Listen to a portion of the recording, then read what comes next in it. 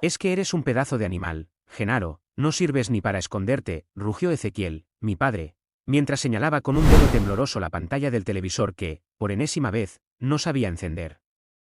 Te he dado la vida. Te he dado un techo y no eres capaz de configurar el maldito cable para que yo vea las noticias. Para eso te mantengo, para que seas un inútil integral mientras yo me deslomo pidiendo respeto en esta casa. Papá, solo tienes que darle al botón rojo del control, el que dice el power. No es física cuántica ni necesitas un máster en la NASA, respondí, sintiendo como la bilis me subía por la garganta mientras sostenía las bolsas del mercado que acababa de traer, con mi propio dinero de mis trabajos de medio tiempo. He pagado el internet, he comprado la carne que te gusta y he limpiado el desastre que dejaste en la cocina. ¿Podrías dejar de gritarme por un segundo? No me hables de dinero. Que aquí el que manda soy yo porque soy tu padre y punto pelota, escupió él, con esa prepotencia de quien no sabe freír un huevo pero se cree el rey del mambo. El respeto no se negocia, se hereda, y tú me debes hasta los calzones que llevas puestos. Así que mueve ese trasero y arregla la tele antes de que me baje la presión y sea culpa tuya por desconsiderado. La ironía de la situación era que Ezequiel, fuera de esas cuatro paredes, era el gran don Ezequiel, el hombre de principios, el vecino ejemplar que saludaba a las señoras con una sonrisa de comercial de dentífrico. Pero que dentro de casa no podía ni calentar un plato de lentejas en el microondas sin apretar el botón de descongelar y esperar que el milagro ocurriera solo. Yo, Genaro, era su sirviente, su contador, su técnico de sistemas y, sobre todo, su saco de boxeo emocional favorito, el tipo que a los 15 años ya sabía que era un embargo preventivo porque él se gastaba la plata en tonterías y me dejaba a mí la gestión de las crisis, ¿y el ticket de la luz?, preguntó de pronto, cambiando el tono a uno de sospecha policial. Me dijeron en la esquina que cortaron el servicio en la cuadra de atrás. ¿Pagaste lo nuestro o te lo gastaste en porquerías con tus amigos esos que parecen delincuentes? Está pagado, Ezequiel, está todo en la carpeta azul, como siempre dije, soltando las bolsas con un golpe seco. Y mis amigos no son delincuentes. Solo no llevan traje y corbata para ocultar que son unos inútiles funcionales como otros que yo me sé. ¿Qué has dicho? Repítelo si tienes lo que hay que tener, gritó, acercándose con esa cara de perro rabioso que ponía cuando sentía que su autoridad de cartón piedra tambaleaba. En esta casa se hace lo que yo digo y si digo que tus amigos son basura, es porque huelen a vertedero desde aquí. Malagradecido, en ese momento entró Isidora, mi tía, la hermana de mi madre que siempre aparecía como un buitre cuando olía drama o comida gratis. Con esa sonrisa falsa que ocultaba más veneno que una cobra en celo. Ay, Ezequiel, no te amargues la existencia. Que este muchacho ya salió igualito a la familia de su madre. Sin gota de decencia ni amor por el sacrificio, soltó Isidora, acomodándose en el sofá que yo mismo había aspirado esa mañana. Genaro, hijo, deberías besar el suelo por el que camina tu padre, que te ha criado solo desde que esa mujer nos dejó para irse con el primero que pasó. Ella no se fue con el primero que pasó, tía Isidora. Ella huyó de este manicomio porque ya no aguantaba que mi padre le pidiera permiso hasta para respirar, repliqué, sintiendo que la rabia me nublaba la vista. Y tú, en vez de meter cizaña, podrías ayudar a limpiar el baño que está que da asco. A mí no me hables así, mocoso, chilló Isidora, fingiendo un ataque de nervios. Ezequiel, mira cómo me trata este salvaje, es un peligro para la sociedad, te lo dije. Debiste enviarlo al internado cuando tuviste oportunidad, ya lo sé, Isidora, ya lo sé. Es mi cruz, dijo mi padre, poniendo cara de mártir de la democracia. Pero aquí se acaba la fiesta, Genaro, o pides perdón de rodillas a tu tía o esta noche duermes en el patio, que para eso soy el dueño de la escritura. La escritura que yo saqué de la notaría y que yo tuve que renovar porque tú perdiste los papeles originales en una borrachera, le recordé. Sin una pizca de miedo ya. Quédate con tu casa, quédate con tu tele y quédate con Isidora, que hacen una pareja de mediocres estupenda. Subí a mi habitación, si es que se podía llamar así a ese cuarto lleno de cajas y facturas viejas que él me obligaba a guardar, por si acaso, y sentí que el aire se me acababa. No era una decisión planeada. Fue un instinto de supervivencia animal, de esos que te dicen que si no saltas ahora, te vas a pudrir en el fondo del barranco junto con los restos de la dignidad que me quedaba. Agarré una mochila vieja, metí 3 mudas de ropa, mi computadora, lo único que realmente me pertenecía y que había pagado con sudor, y los pocos ahorros que tenía, escondidos bajo una baldosa floja. ¿A dónde crees que vas con esa mochila, pedazo de lerdo?, preguntó Ezequiel desde el marco de la puerta, con una cerveza en la mano y esa mirada de suficiencia que tanto odiaba. No vas a durar ni 2 horas ahí fuera, nadie te va a aguantar ese genio de mierda que tienes. Voy a donde no tenga que recordarte cómo se usa un tenedor, papá, respondí, pasando por su lado con el corazón latiendo como un tambor de guerra. No esperes que te llame, porque no tengo nada que decirte. Si cruzas esa puerta, te olvidas de que tienes padre. Gritó él, pero su voz sonaba hueca, casi cómica en su desesperación por mantener el control. Me debes todo, Genaro. Cada gramo de arroz que te has comido en estos años es una deuda que vas a pagar con sangre. Salí a la calle y el aire nocturno me pareció la gloria divina. Caminé sin rumbo fijo hasta que llegué a la casa de Leandro, el único tipo que realmente me había echado una mano sin pedirme un recibo a cambio. Leandro era un tipo rudo, de pocas palabras, pero con un sentido de la lealtad que mi padre no entendería ni aunque se lo explicaran con dibujitos animados. Vaya cara de entierro traes, Genaro, dijo Leandro, abriéndome la puerta. Entra, que afuera el ambiente está más pesado que un matrimonio obligado. ¿Qué ha pasado esta vez? Ezequiel se ha vuelto a pelear con el microondas. Peor, Leandro, me he largado para siempre, dije, desplomándome en una silla. Ya no podía más. Es como vivir con un parásito que además te exige que le des las gracias por chuparte la sangre. Ese viejo está loco de remate, pero tú también tienes lo tuyo por aguantar tanto, río Leandro, pasándome un café que sabía a gloria. Quédate aquí unos días, buscaremos algo para ti, pero prepárate, porque ese hombre no te va a dejar ir tan fácil. Es de los que prefieren hundir el barco antes que dejar que alguien se salve solo. Pasó una semana de relativa calma. Aunque el silencio de mi teléfono me resultaba más inquietante que los gritos de Ezequiel, esperaba insultos, amenazas, llamadas de la tía Isidora llorando por un infarto imaginario, pero nada, hasta que un martes por la mañana llegó un sobremanila a la dirección de Leandro. A mi nombre, con un remitente que no dejaba lugar a dudas, la letra apretada y pretenciosa de mi padre. Mira esto, Leandro, el viejo me ha enviado una carta, dije, sintiendo un nudo en el estómago. ¿Crees que sea una disculpa? Una nota de suicidio dramática para que vuelva corriendo, ábrela y sal de dudas. Aunque conociendo a la joyita de tu progenitor, yo esperaría cualquier cosa menos un te quiero, sentenció Leandro, cruzándose de brazos. Rasgué el sobre y lo que encontré dentro no era una carta, ni un poema, ni una súplica, era un fajo de hojas impresas en una tabla de Excel meticulosamente detallada, con columnas, fechas, intereses y un encabezado que decía, liquidación de gastos de crianza y mantenimiento.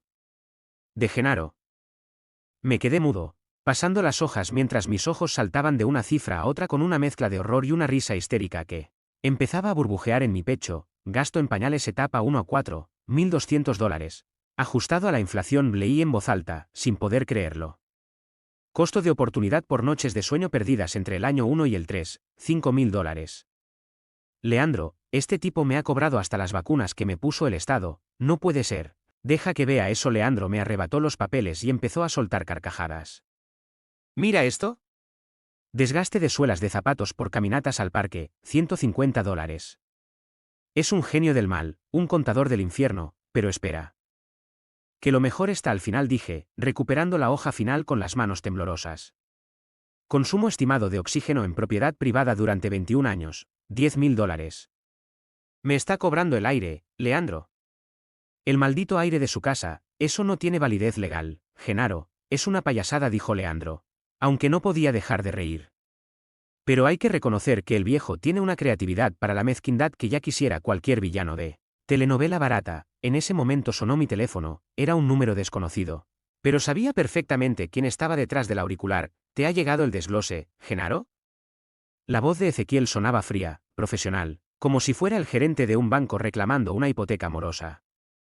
Espero que lo hayas revisado bien, porque no he incluido los daños morales por tu falta de respeto. Eso lo dejo para la siguiente instancia si no llegamos a un acuerdo amistoso. ¿Acuerdo amistoso? Estás mal de la cabeza, Ezequiel, grité, haciendo que Leandro pusiera cara de, te lo dije. ¿Cómo me vas a cobrar el oxígeno? ¿Eres consciente de lo ridículo que suena esto? Ridículo es que te vayas de casa creyendo que la vida es gratis, respondió él con una calma aterradora. Todo tiene un precio, y tú has sido una inversión muy costosa que no ha dado ni un solo dividendo. Así que o me pagas la primera cuota antes del viernes o verás que rápido se entera todo el barrio de que eres un moroso que deja a su padre anciano en la miseria. Me importa un bledo el barrio y me importa un bledo tu factura de ficción, rugí y colgué el teléfono, lanzándolo contra el sofá. No puede ser real, esto tiene que ser una broma de cámara oculta, pero no lo era. Al día siguiente, mientras caminaba hacia el trabajo, me encontré con Nazario, un primo lejano que siempre andaba metido en negocios turbios y que era el brazo ejecutor de los caprichos de la familia cuando se trataba de cobrar deudas. Nazario me bloqueó el paso con esa sonrisa de hiena que lo caracterizaba. Epa, primito. Qué feo eso de irse sin pagar la cuenta, dijo Nazario, dándome un palmadita en el hombro que pesaba como el plomo. El tío Ezequiel está muy dolido. Dice que le has robado sus años de oro y que ahora tiene que cobrar lo que es suyo. No le debo nada, Nazario. Apártate de mi camino si no quieres que llamemos a la policía por acoso, dije, tratando de mantener la compostura. La policía no se mete en asuntos de familia, Genaro, ya lo sabes, rió el tipo, mostrando un diente de oro. Además, Isidora me ha dado unos documentos donde tú firmas como responsable de los gastos de la casa desde hace 5 años. ¿Te acuerdas de esos papeles que firmabas sin mirar cuando estabas medio dormido o apurado? Pues resulta que eran compromisos de pago. Sentí que el suelo se abría bajo mis pies. Mi tía Isidora, esa arpía de alcantarilla, me había hecho firmar documentos legales aprovechando mi confianza y mi agotamiento. Me habían tendido una trampa desde mucho antes de que yo decidiera irme. Era un plan maestro de explotación familiar. Dile a Ezequiel que nos vemos en el infierno, solté, empujando a Nazario y echando a correr. Y que se meta su factura por donde mejor le quepa. Llegué a casa de Leandro empapado en sudor y con los nervios de punta. Necesitaba un plan. No podía permitir que esos dos monstruos me arruinaran la vida justo cuando empezaba a ser libre. Pero la sorpresa fue mayor cuando entré y encontré a Mireia, mi antigua novia, sentada a la mesa con una cara que mezclaba la lástima con la ironía más absoluta. Genaro, tenemos que hablar, dijo Mireia, extendiendo una hoja de papel similar a la que yo había recibido. Me ha llegado esto a mi casa. Tu padre me demanda por uso y disfrute de las instalaciones del hogar durante visitas no autorizadas, y exige que le pague por el café que me tomé en los últimos 3 años. Esto ya es el colmo, exclamó Leandro, golpeando la mesa. Ezequiel ha perdido el juicio por completo, está demandando a todo el que haya pisado su alfombra. No es que haya perdido el juicio, Leandro, es que es un genio del mal, dije yo, sentándome y agarrándome la cabeza. Quiere destruirme socialmente, quiere que nadie se me acerque. Quiere que sea un paria para que no tenga más remedio que volver a sus pies para que me perdone. Pues le ha salido el tiro por la culata, dijo Mireia con una chispa de malicia en los ojos.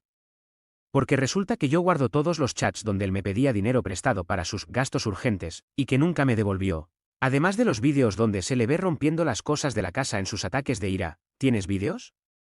Pregunté, sintiendo que una pequeña esperanza nacía entre tanta mugre. Tengo una colección completa. Genaro, respondió ella. Incluyendo el día que te insultó de forma degradante mientras tú le pagabas la medicación que él mismo se había olvidado de comprar. Decidimos que la mejor defensa era un buen ataque, pero no un ataque legal aburrido, sino uno que golpeara donde más le dolía a Ezequiel, su imagen pública de santo varón y ciudadano ejemplar. Pasamos la noche organizando una fiesta de liquidación virtual, subiendo a las redes sociales del barrio cada una de las facturas absurdas, los vídeos de sus berrinches y los testimonios de cómo nos había extorsionado a todos. El impacto fue inmediato. Para la mañana siguiente, el teléfono de mi padre echaba humo, pero no de cobradores, sino de vecinos indignados y de la prensa local que buscaba la historia del padre que cobraba el oxígeno. Me sentí victorioso por unos segundos, hasta que escuché un estruendo en la puerta de Leandro. Sal de ahí, traidor. Has manchado mi nombre. Has pisoteado mi honor, gritaba Ezequiel desde afuera, escoltado por Isidora y el bruto de Nazario. Voy a quemar este sitio contigo dentro si es necesario. Cálmate, Ezequiel. ¿Qué te va a dar un patatús y aquí no hay quien te pague el entierro? Le gritó Leandro desde la ventana. Vete a casa a revisar tus tablas de Excel, que seguro se te olvidó cobrarte el odio que nos tienes. No me hables tú, gordo bueno para nada, chilló Isidora, lanzando una piedra que por suerte solo dio en el marco de la madera. Genaro es de nuestra propiedad, él es nuestra jubilación y no vamos a dejar que se escape así como así. ¿Su propiedad? Me están escuchando, grité yo, saliendo al balcón. No soy un objeto, no soy un fondo de pensiones. Soy tu hijo, Ezequiel, aunque te cueste recordarlo entre tanto recibo de luz y agua. Hijo es el que obedece y paga las facturas, respondió él con los ojos inyectados en sangre. Tú eres solo una deuda pendiente que se ha vuelto insolente. La tensión escaló cuando Nazario intentó forzar la cerradura, pero en ese preciso instante apareció una patrulla de la policía. Alguien, harto de los gritos, había llamado a las autoridades, pero lo que Ezequiel no sabía era que entre los oficiales estaba Octavio, un antiguo amigo de mi madre que conocía perfectamente las andanzas del gran don Ezequiel. ¿Qué pasa aquí? ¿Ezequiel? ¿Otra vez dando el espectáculo?, preguntó Octavio, bajándose del coche con una calma que ponía los pelos de punta. Me han llegado unos reportes muy interesantes sobre extorsión y falsificación de firmas en documentos privados. ¿Te suena de algo? Es una calumnia, Octavio, Este muchacho me ha robado la paz, mentía mi padre, tratando de poner su cara de cordero degollado. Solo vengo a reclamar lo que legalmente me corresponde por sus años de crianza. Mira, Ezequiel. La ley no contempla que los hijos paguen retroactivamente por los pañales que cagaron hace 20 años, dijo Octavio, acercándose peligrosamente. Pero sí contempla la cárcel por estafa y por acoso sistemático. Y resulta que la tía Isidora aquí presente tiene unos antecedentes por fraude que no le ayudan nada en esta situación. Isidora palideció tanto que pareció que se iba a desvanecer allí mismo, mientras Nazario, viendo que el asunto se ponía legal, decidió que tenía cosas mejores que hacer y se escabulló por el callejón sin mirar atrás. El cobarde siempre es el primero en abandonar el barco cuando huele a justicia. Esto no se acaba aquí. Genaro, me amenazó Ezequiel, aunque su voz ya temblaba de miedo. Te arrepentirás de haberme humillado delante de todos, ¿no, papá? El que se ha humillado solo eres tú, respondí con una tristeza profunda que ya no era rabia. Has puesto precio a un amor que nunca sentiste y ahora te vas a quedar con tu casa vacía y tus papeles llenos de números que no significan nada. Octavio se llevó a Ezequiel e Isidora a la comisaría para aclarar el origen de los documentos que me habían hecho firmar. Resultó que no solo habían falsificado mi firma en algunos, sino que Isidora había estado desviando dinero de una pequeña herencia que mi abuela me había dejado y que yo nunca supe que existía, dinero que Ezequiel usaba para sus caprichos mientras me gritaba que no había para la luz. Es increíble hasta dónde puede llegar la podredumbre humana, comentó Mireia, mientras veíamos cómo se alejaba la patrulla. ¿Cómo vas a hacer ahora, Genaro? Voy a empezar de cero, Mireia, dije, sintiendo que un peso enorme se levantaba de mis hombros. Sin deudas imaginarias y sin padres que se creen dueños del aire que respiro. Pero el destino, con ese humor negro que lo caracteriza, me tenía guardada una última sorpresa. Un mes después de todo el escándalo, cuando ya me había instalado en un pequeño apartamento y tenía un trabajo estable lejos de la influencia de mi familia, recibí un último paquete de parte del abogado de mi padre. ¿Y ahora qué? Me va a cobrar el desgaste de las esposas que le puso la policía, bromeé con Leandro mientras abríamos la caja. Dentro no había facturas, ni insultos, ni demandas, había un reloj de oro viejo, el único objeto de valor que Ezequiel siempre había presumido como su mayor posesión, y una nota escrita con una caligrafía temblorosa, casi ilegible, para que sepas qué hora es cuando te des cuenta de que la libertad también tiene un costo que no se puede imprimir en Excel. Atentamente, el hombre al que le debes la existencia. Al principio me conmovió. Pensé que era un gesto de redención, un intento de perdón, pero al darle la vuelta al reloj, vi un pequeño grabado láser, reciente, que decía, valor de tasación, $2.500. Descontar del total de la deuda de oxígeno. Saldo pendiente, $7.500. Solté una carcajada tan fuerte que los vecinos golpearon la pared pidiendo silencio. No podía evitarlo, el viejo era coherente hasta en su propia derrota. Un artista de la tacañería emocional que no podía dejar de cobrar hasta el último suspiro de su orgullo herido. Vendí el reloj, no porque necesitara el dinero, sino porque no quería nada que viniera de sus manos. Y con el importe pagué la fianza de un perro callejero que adopté en el refugio, al que llamé Libre. Irónicamente, el perro resultó ser más agradecido en 2 días que mi padre en toda una vida.